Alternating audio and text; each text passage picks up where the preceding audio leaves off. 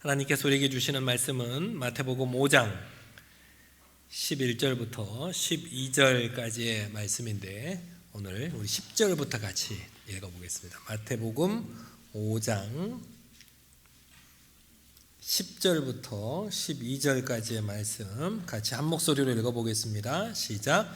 의를 위하여 박해를 받는 자는 복이 있나니 천국이 그들의 것임이라. 나로 말미암아 너희를 욕하고 박해하고 거짓으로 너희를 거슬러 모든 악한 말을 할 때에는 너희에게 복이 있나니 기뻐하고 즐거워하라. 하늘에서 너희 상이 큼이라.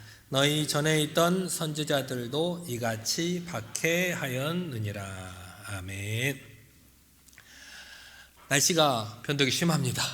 그렇죠? 오늘 또 뭐 해가 났다가 또 눈이 내리다가 이게 겨울옷을 안 넣기를 잘했죠. 저도 아직 안 넣고 보관하고 있습니다. 혹시 몰라서 빨리 날씨가 따뜻해지면 좋을 것 같습니다. 사순절을 잘 지내고 계십니까?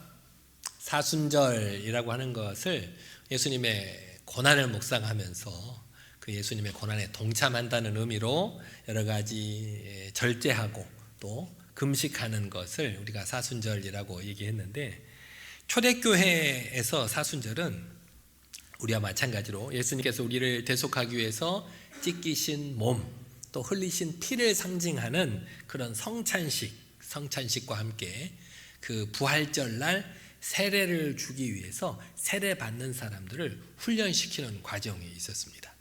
우리가 전에도 한번 세례에 대해서 말씀드렸을 때 우리는 요즘 세례를 쉽게 받는 편이죠.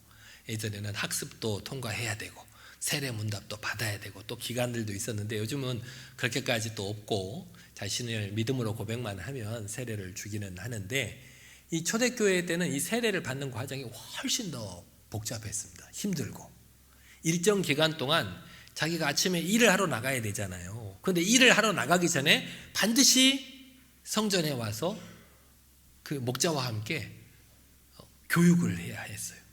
교육을 하고 나서 출근을 할 수 있도록 그렇게 몇 개월간을 해야 됐고, 또 아무나 세례를 주는 게 아니라 주변 사람들의 증언이 필요했어요. 이 사람이 세례 받을 만한 사람인지 아닌지를 주변 사람들이 증언을 해 주어야만 했어요. 그런 사람이 세례를 받을 수 있었다는 거예요. 그렇게 열심히 세례 교육을 받은 사람이 부활절에 이제 세례를 받는 거예요. 부활절에 예수님께서 다시 살아나신 그 부활절을 기념해서 세례를 받는데, 특별히 초대교회 사순절에는 이 부활절에 세례 받는 사람들이 3일간을 금식을 하게 했대요. 예수님께서 돌아가신 성금요일, 그리고 무덤 가운데 계셨던 토요일, 그리고 부활하신 그 당일, 이 3일 전체를 온전히 금식할 것을 요구를 했었다는 거예요. 초대교회 때는. 그런데 그것이 시간이 흘러서 지금 우리 4세기부터 이 사순절 기간에 세례 받는 사람만 그렇게 금식할 것이 아니라 세례 받는 사람과 함께 우리 모든 성도들도 예수님의 고난에 동참한다는 의미로 금식하자. 그래서 우리 모든 성도들도 같이 금식하는 그런 전통이 우리 교회에 내려오게 된 것입니다. 여러분들도 각자 금식들 하고 계시지요? 뭐 밥을 안 먹는 금식도 있고 내가 좋아하는 것을 금하는 금식도 있으시잖아요. 그렇죠? 다 각자 하고 있으신 줄 믿습니다. 초기 사순절 기간 동안의 금식은 조금 더 이렇게 철저했습니다. 그래서 금식을 하는 것은 물론이고 금식할 때 그 사순절 기간 동안에는 고기도 못 먹게 했어요. 고기, 뭐 생선을 비롯한 육식을 다 금하게 했고, 그것뿐만 아니라 우유나 달걀로 만든 음식도 먹지 못하게, 그렇게까지 사순절을 철저하게 지켰다는 겁니다. 그런데 시간이 많이 흘러서 지금까지 흘러오면서는 이 규정이 많이 완화되어지기도 했죠. 그래도 우리는 심정적으로 이 사순절 기간에는 좀 여러 가지 우리가 즐거워하는 것, 또 호화롭게 생활하는 것, 여러 가지 오락행위, 좋은 음식을 먹는 것, 그런 것들을 좀 자제할 필요가 있습니다. 사순절 기간에는. 그래서 여러 가지 좋은 행사를 계획을 할 때에도 되도록이면 사순절 기간을 지나고 나서 이렇게 할 수 있도록 여러분들께서 노력을 해 주시기를 바랍니다. 그 대신 이렇게 우리가 좋아하는 것, 우리가 즐겁게 즐길 수 있는 것, 그런 것들을 대신해서 예배하고 기도하고 구제하는 것을 사순절 기간에 하도록 권면을 하고 있습니다. 사순절의 진정한 의미가 뭘까요? 우리 여러분들 이렇게 사순절을 보내는 것이 좋아요, 싫어요? 싫지는 않더라도 사순절 금식하는 것, 또 사순절 내가 원하는 것, 즐거운 것들을 못하는 것, 그 모든 것들이 때로는 우리에게 불편할 수 있잖아요. 그 때로는 작은아마 고통일 수도 있어요. 그렇죠?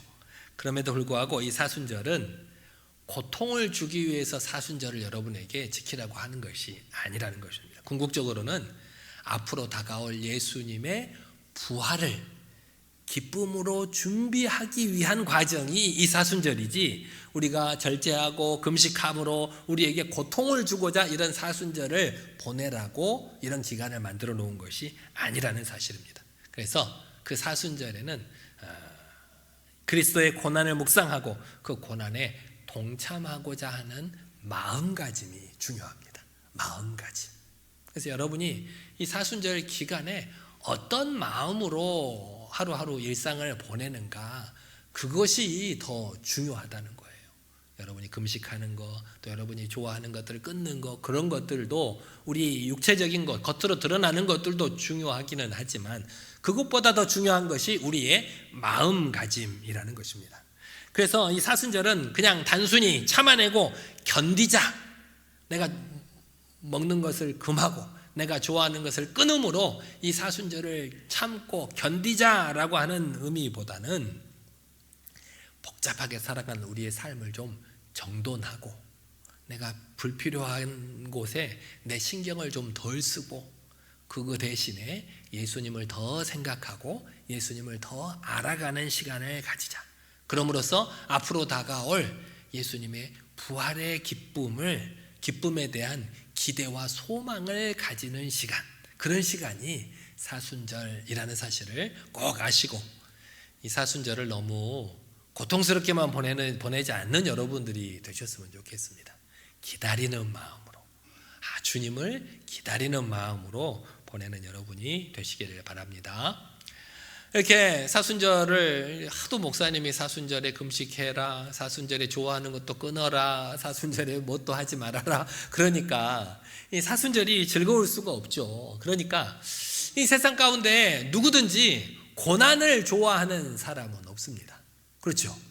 고난을 좋아하는 사람은 없어요. 아무리 신앙이 성숙한 사람일지라도 결코 고난 자체를 기뻐하거나 즐거워하는 사람은 없다는 것입니다. 그런데 우리가 가지고 있는 신앙의 오해 중에 하나가 뭐냐면, 하나님께서 당신의 백성들에게 고난을 줄 것이라는 착각을 하고 있는 경우가 많이 있습니다.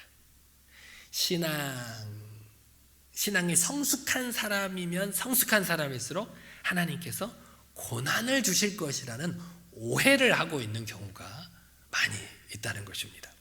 그래서 우리가 그런 오해 때문에 우리가 하나님 앞에 더 헌신하는 것을 두려워하게 되고 주저하게 되더라는 겁니다. 하지만 성경이 말하고자 하는 것은 인간이 죄를 범한 이후로 인간의 삶에 인간이 원하든 원하지 않든 인간이 살아가는 삶의 과정 가운데에서 고난을 벗어날 수 없다는 것을 우리에게 말씀하고 있습니다. 우리만 고난을 겪는 걸까요? 저 세상에 예수님 믿지 않는 사람들도 다 그 살아가는 일면들을 살펴보면 다 여러 가지 크고 작은 고난 가운데 있습니다. 우리도 예수님 믿기 전에는 이런저런 고난 가운데 있었고, 더불어 예수님을 믿고 있는 지금도 우리의 삶에 크고 작은 고난이 닥치고 있는 것을 저나 여러분이나 잘 알고 있습니다. 그런데 오늘 말씀을 통해서 하나님께서는 그렇게 고난당하는 우리에게 기쁨과 자유를 주시기 원하신다고 말씀하고 있습니다. 우리 11절 말씀에 뭐라고 하냐면 나로 말미암아 너희를 욕하고 박해하고 거짓으로 너희를 거슬러 모든 악한 말을 할 때에 너희에게 복이 있나니 기뻐하고 즐거워하라 라고 말씀하고 있습니다. 때때로는 하나님의 말씀이 우리에게 부담이 될 때가 있어요. 부담이. 어떨 때 부담이 됩니까? 하나님께서 내게 뭔가를 하라고 말씀을 하시는데 그것이 나에게 굉장히 부담이 될 때가 있어요. 네가 헌신해라, 네가 헌금해라, 그런 마음을 주실 때 내 마음이 좀 불편할 때가 있어요. 그래서 그런 하나님의 말씀으로부터 도망가고 싶을 때가 있죠. 내가 못 들은 척, 하나님께서는 하나님께로부터 듣는 그런 음성을 들었음에도 불구하고 못 들은 척 외면할 때가 있더라는 겁니다. 왜 그런 마음이 드냐면 하나님께서 나에게 나의 신앙을 더 성장시키기 위해서 고난을 준다는 그런 선입견이 있기 때문입니다. 그래서 우리가 알아야 할 것은 그 어떤 경우에도 하나님께서는 우리를 고난스럽게 하시는 분이 아니시라는 것을 꼭 명심하시길 바랍니다. 하나님께서 우리가 고난을 겪기를 원하시는 분이 아니세요. 우리가 하나님이 주시는 기쁨과 평안을 누리기를 원하시지 우리에게 고난을 주시기를 원하시지 않는다. 그러면 왜 우리가 고난스러운가? 우리를 고난스럽게 하는 것은 하나님이 아니라 우리의 죄라는 사실입니다. 우리의 죄. 하나님께서 때로는 우리 가운데 고난을 허락하시는 경우도 있죠. 그것도 역시 하나님의 입장에서 보면 누구를 위해서 그런 고난을 허락하시는 건가요? 바로 나 자신을 위해서 그런 고난을 허락하시는 것이지 하나님께서 우리에게 고난 주시기를 즐겨 하시는 분이 아니라는 사실 여러분 명심하시고, 혹시 고난당하는 중에 있다면 혹시 내 죄로 인한 고난은 아닌가 조심스럽게 살펴보는 여러분이 되시기를 바랍니다. 성경 말씀을 쭉 읽어보면 우리 인생이, 우리가 예수님을 믿고 살아가는 인생이 결코 아름다운 인생이라고만 얘기를 하고 있는 것은 아닙니다. 하나님께서 우리에게 말씀하시기를 하나님을 믿고 살아가는 너희의 삶이 늘 평화롭고 아름다울 것이다 라고 말씀을 하고 있지는 않다는 겁니다. 오히려 우리가 살아가는 인생을 전쟁에 비유를 하고 있습니다. 오늘 오전 말씀에도 우리가 빛이냐 어둠이냐, 빛에 설 것인가 어둠에 설 것인가, 늘 그 사이에서 영적인 전쟁을 하고 있다고 그랬잖아요. 마찬가지로 성경은 우리의 삶을 전쟁에 비유하고 있습니다. 그렇게 이 땅에 사는 사람 중에서 고난을 경험하지 않는 사람은 하나도 없습니다. 그래서 특별히 우리 믿는 사람이 고난을 당할 때에는 그 고난의 원인이 어디에 있는가를 잘 살펴야 될 필요가 있습니다. 고난 당하는 중에 있으면 내가 왜 이런 고난을 당하는가, 그 원인을 찾아보아야 한다는 겁니다. 고난에는 여러 가지 종류의 고난이 있습니다. 때로는 원치 않는 질병에 걸리거나 여러 가지 근심과 걱정을 가지게 되는 일반적인 고난이 있는가 하면, 자신의 믿음 때문에 불신자로부터 핍박을 당하게 되는 특별한 고난도 있을 수 있습니다. 또 선지자나 선교사나 목사와 같이 자신의 직업의 선택의 결과로 겪게 되는 자발적인 고난도 있습니다. 저도 누가 시켜서 억지로 안 하고 싶은 거를 억지로 목사가 된 건 아니에요. 물론 저는 목사가 되는 것을 이렇게 탐탁하게 여기지는 않았어요. 하나님께서 부르시는 것은 잘 알고, 또 하나님의 큰 은혜로운 과정 가운데 하나님께서 내게 주신 것들을 잘 감당해야겠구나라고 제 스스로 열심히 공부를 하고 선택을 하고 훈련을 받아서 목사가 되었습니다. 그것을 후회하지 않습니다. 이런 자발적인 고난도 있습니다. 하지만 또 스스로 선택한 것은 아니지만 그리스도 안에서 우리의 신앙 때문에 겪게 되는 비자발적인 고난이 있을 수가 있습니다. 이런 여러 가지 고난들이 있죠. 일반적인 고난, 특별한 고난, 내가 선택해서 스스로 자발적인 고난, 내가 선택하지 않았지만 겪게 되는 고난, 그 여러 가지 고난들을 다시 두 가지로 정리할 수가 있습니다. 어떤 고난으로 정리할 수 있느냐? 신앙으로 인한 고난이냐, 내 욕심으로 인한 고난이냐, 그 두 가지로 나눌 수가 있다는 것입니다. 우리가 경험하는 고난의 원인이 만약 신앙으로 인한 고난이라면 우리는 하나님의 위로와 또 평안으로 회복할 수가 있습니다. 왜냐하면 하나님께서 우리의 신앙 때문에 당하는 고난을 그냥 두고 보지 않기 때문입니다. 우리에게 반드시 우리를 일으키시고 회복시키시고 우리에게 큰 상을 주실 것을 오늘 본문 말씀에도 말씀을 하고 있습니다. 그러나 고난의 원인이 내 죄로 인한 나의 욕심, 나의 불의함으로 나타난 것이라면 그 죄를 회개하지 않는 한 우리는 그 고난으로부터 자유로워질 수가 없다는 것입니다. 그래서 여러 가지 고난이 있을 때 내가 지금 겪는 고난이 무엇으로 인한 고난인가? 신앙으로 인한 고난인가? 내 욕심으로 인한 고난인가? 살펴볼 필요가 있습니다. 저희가 예전에 이렇게 왕십리에서 산 적이 있었습니다. 왕십리 근처에 보면 한양대학교가 있고 한양대학교에 한양대학교 병원이 있는데 저희가 그 한양대학교 병원 바로 밑에서 산 적이 있었어요. 그래서 한양대학교까지 계단으로 걸어 올라가면 바로 응급실 입구가 나와요. 어렸을 때 애들이 많이 아프잖아요. 이유 없이 아프기도 해요. 한밤중에 들어오면 꼭 한밤중에 아프더라고요. 그렇죠? 낮에 아프면 병원이라도 데려가는데 한밤중에 아파서 열이 펄펄 끓거나 힘들어하면 어떡합니까? 바로 병원이 응급실이 바로 가까우니까 애를 들쳐업고 응급실로 걸어 올라갑니다. 근데 이제 처음에는 바로 응급실에 등록을 하고 진료도 받고 그랬는데 이제 조금 지나 보니까 애들이 아픈 것이 때로는 이렇게 아프기도 하지만 괜찮기도 하더라고요. 그래서 응급실 입구에 가서 기다립니다. 기다려서 정말 아프냐? 응급실에 들어가야 된다. 들어갈래 말래 그렇게 이제 주저하게 되는 경우도 있습니다만 애들이 그렇게 이유 없이 아플 때는 제 자신을 한번 돌아보게 되더랍니다. 왜 얘가 이렇게 이유가 없이 아프지? 혹시 내가 하나님 앞에 잘못한 게 있나? 그런 생각을 하게 되더라는 겁니다. 그래서 나를 깨우치려고 이렇게 이 어린 아이에게 아픔을 주시는 건가? 혹시 그렇게 나 자신을 한번 돌아보게 되는 경우가 있었습니다. 애들이 아픈 것은 물론이고 나 스스로가 고난을 당할 때에도 우리는 이것이 어디로부터 오는 고난인가 그 원인을 찾아야 될 필요가 있다는 것입니다.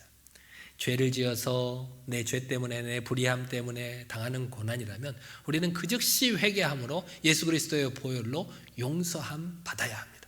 그럴 수 있는 능력이 우리에게 있습니다. 주님께서 우리를 대신해서 십자가에 달려 죽으심으로 우리의 죄를 진심으로 고백하기만 한다면 용서해 주시기로 약속하셨으니까 만약 죄로 인한 고난을 당한다면 용서함 받고 또 예수 그리스도의 보혈의 피로 죄사함 받아서 그 고난을 끝낼 수가 있다는 것입니다.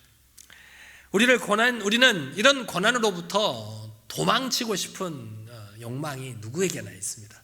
저도 고난을 좋아하지 않습니다. 되도록이면 고난 없이 무난하게 넘어가기를 원하는 거지. 그런데 성경은 이렇게 우리가 고난을 회피하고 고난으로부터 도망가기를 원하는 우리에게 고난에 대해서 더 확실하게 얘기를 해주고 있습니다. 오늘 여러분이 지난주에도 말씀 있는 복이 있는 사람, 이런 사람이 복이 있다, 복이 있다, 복이 있다라고 했는데 그 중에 복이 안 되는 것들도 여러 가지 있었잖아요. 심령이 가난한 사람이 어떻게 복이 될 수 있나? 애통하는 자, 때로는 의에 줄이고 목마른 사람이 어떻게 고난이 되나? 핍박을 받고 또 비난을 받는 것이 어떻게 복이 될 수 있나? 그것에 대해서 지난주에 말씀을 살펴보았는데 하나님께서는 우리가 당하는 고난을 외면하고 회피하기보다는 그 고난을 더 확실하게 들여다보기를 원하십니다. 아까 말씀드린 것처럼 우리가 고난을 당할 때에는 그 고난을 좀 더 자세히 들여다보고 그 고난의 원인이 어디에 있는가를 구분해 낼 수 있어야 되고 그 구분해내고 그 고난에 맞서서 문제를 해결해 나가기를 원하신다는 것입니다.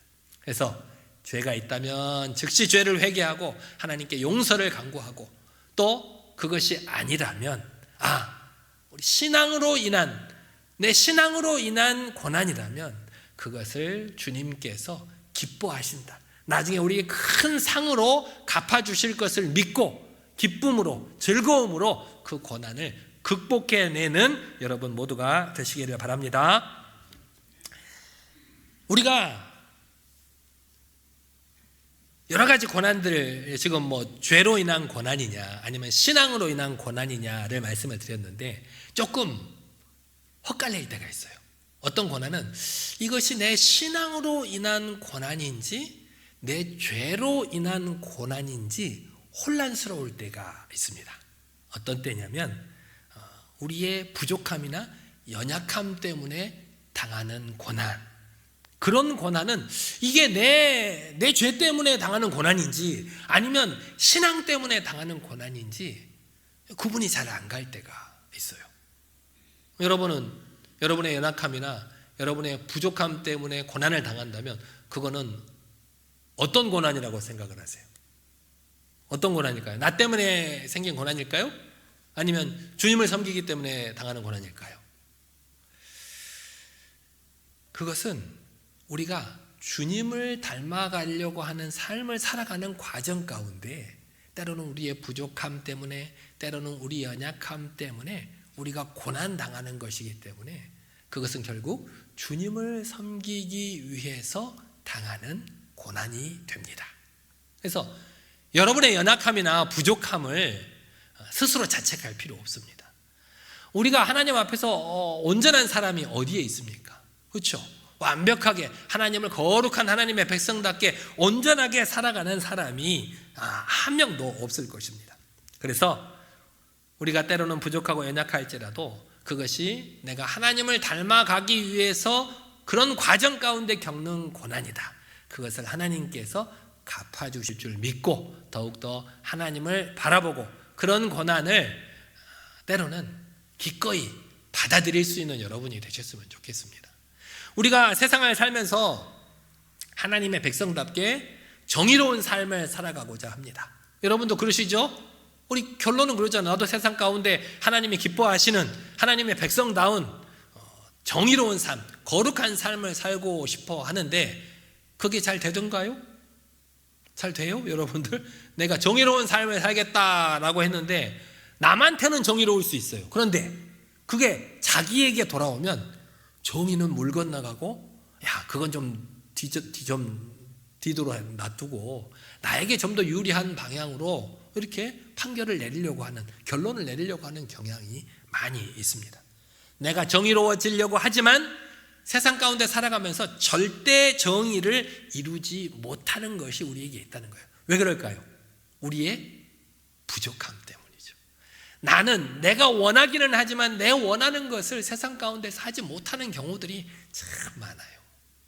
나도 모르게 하나님께서 원하시는 것이 A라는 것을 알면서도 하나님께서 원하시는 것보다 내가 원하는 것을 더 적극적으로 선택하는 경우가 많더라는 겁니다. 그것이 무엇 때문이냐? 우리의 부족함 때문이다. 또 우리가 사랑하기를 원하죠. 주님께서 하나님을 사랑하고 내 이웃을 내 몸과 같이 사랑하라고 하셨죠. 그것이 이 두꺼운 성경 말씀을 요약해 놓은 것이라고 우리가 알고 있는데, 그래서 우리도 이 사순절 기간에 금식하고 그 금식한 것을 모아서 우리 주변 사람들을 돕기 위해서 노력을 하고 있는데, 이렇게 사랑하려고 하는데 하나님처럼 절대적인 사랑을 하지는 못합니다. 그렇죠? 여러분들을 누구나 사랑하고 싶은 마음이 있는데 모두 다 사랑스럽던가요? 모두 다, 여러분 주변에 모두가 사랑스러워? 옆에 있는 사람 한번 쳐다보세요. 뒤에 있는 사람 한번 쳐다보세요. 웃어주셔야죠. 웃어주셔야 사랑합니다, 사랑합니다 라고 웃어주시죠. 그렇죠? 서로 돌아보고 웃으면서 사랑합니다, 사랑합니다 하지만은 내 마음속으로는 저 사람은 내가 조금 덜 사랑하는데, 저 사람은 내가 뭐 사랑하고 싶은 마음은 안 생기는데, 그럴 때가 있어요. 그렇죠? 우리가 겉으로는 모두 다 사랑하는 것처럼 보이지만 내 마음에는 온전하게 사랑을 베풀어 주지 못할 때가 있어요. 왜 그럴까요? 우리가 연약하기 때문에 그렇습니다. 하나님처럼 뭐 어떤 사람이든, 자기를 핍박하던 사람이든 자기를 좋아하는 사람이든 베풀어 주시는 사랑이, 그 예수님의 사랑 같은 사랑이 우리에게는 없더라는 거예요. 내가 내 이웃을 내 몸과 같이 사랑해야지라고 말은 하면서도 우리의 이웃이 어떤 고통을 당하고 있는지 공감하지 못할 때가 있어요. 내게 잘하는 사람은 얼마든지 사랑해 줄 수 있지만 내게 나를 비판하거나 나에게 도움이 안 된다고 생각하는 사람은 적극적으로 사랑하지 못하는 것이 우리의 현실입니다. 왜 그런다고요? 우리가 연약하기 때문이다. 그런 부족함과 연약함 때문에 때로는 내적인 고난을 경험하기도 합니다. 내가 이런 사람밖에 안 되나? 내가 이렇게 오랜 신앙생활을 했는데 내가 이것밖에 안 되나? 그런 내적인 고난을 경험하기도 하고, 때로는 그런 부족함과 연약함 때문에 다른 사람이 야, 너 예수님 믿는다고 그것밖에 못해? 너 예수님 믿는다며? 그러면서 그런 것도 이해하지 못해? 라고 다른 사람에게 비난을 받는 외적인 고난도 동시에 경험할 수가 있습니다. 이렇게 부족함과 우리 연약함 때문에 당하는 고난을 당할 때에도 우리는 낭망하거나 절망하지 말고 오히려 기뻐하고 즐거워하라 라고 오늘 성경은 우리에게 권면하고 있습니다. 오늘 말씀에서 예수님께서는 고난받는 중에도 기뻐하고 즐거워하라 라고 말씀하고 있습니다. 우리 삶에 고난이 없어서 기뻐하고 즐거워하라는 것이 아니라 우리가 겪는 그런 고난, 신앙 때문에 겪는 고난, 우리의 부족함이나 예수님을 닮아가는 과정 가운데 우리의 부족함이나 연약함 때문에 겪는 고난이 특별한 의미가 있는 고난이기 때문입니다. 오늘 본문에서 주님께서는 두 가지 이유를 들어서 고난 중에 기뻐하고 즐거워하라고 우리를 위로하고 계십니다. 첫 번째는 하늘에서 너희 상이 크미니라. 너희가 신앙생활을 하면서 예수님을 닮아가려고 노력하는 가운데에서 때로는 부족함 때문에, 때로는 그런 연약함 때문에 고난을 당해도 낙심하지 마라. 절망하지 마라. 지금은 그런 고난 중에서 네가 힘들고 괴로울지 모르지만 하늘에서 하나님께서 너에게 주실 상이 네가 받는 고난보다 훨씬 크다고 우리에게 약속을 해주고 계시는 겁니다. 제가 전에도 한번 예화로 한번 말씀을 드렸잖아요. 천의 고아를 이렇게 자기의 종으로 쓰고 있는데 이 주인이 굉장히 고집스러운 사람이라고 했잖아요.